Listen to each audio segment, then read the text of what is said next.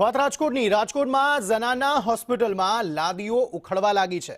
હવે આ સવાલ એટલા માટે કારણ કે કરોડો રૂપિયાના ખર્ચે બનેલા હોસ્પિટલ છે તેની બેદરકારી સામે આવી છે।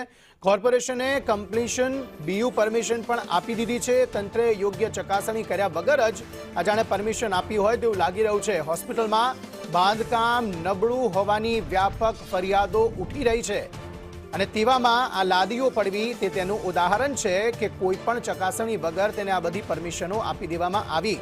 હોસ્પિટલમાં બાંધકામ નબળું છે તેવા આક્ષેપો પણ થયા હતા, પરંતુ જ્યારે આ લાદીઓ ઉખડવા લાગી ત્યારે એ બોલતો પુરાવો સાબિત થઈ રહ્યો છે।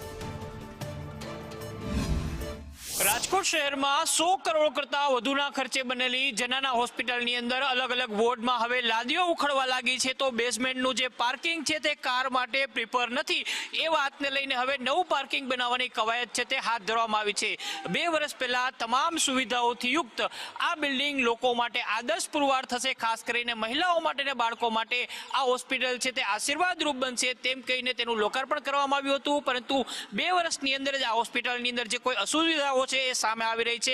આપ જે દ્રશ્યો જોઈ રહ્યા છો એ હોસ્પિટલના પ્રાંગણની અંદર જ નવું પાર્કિંગ બનાવવા માટે ચાલી રહેલા ખોદકામના છે।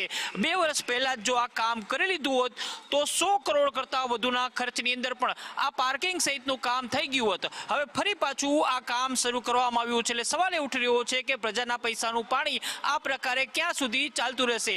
એટલું જ નહીં, પરંતુ જ્યારે બિલ્ડિંગ બનીને તૈયાર હતું ત્યારે અહીંયા ફાયરથી લઈને અન્ય સુવિધાને લઈને પણ તોડફોડ કરવામાં આવી હતી। આ તમામ પ્રકારના ખર્ચને લઈને જવાબદારી કોની છે એ સવાલ પણ હાલ ઉઠી રહ્યો છે। કેમેરામેન માધવ ભટ્ટ સાથે મયુર સોની, સંદેશ ન્યૂઝ, રાજકોટ।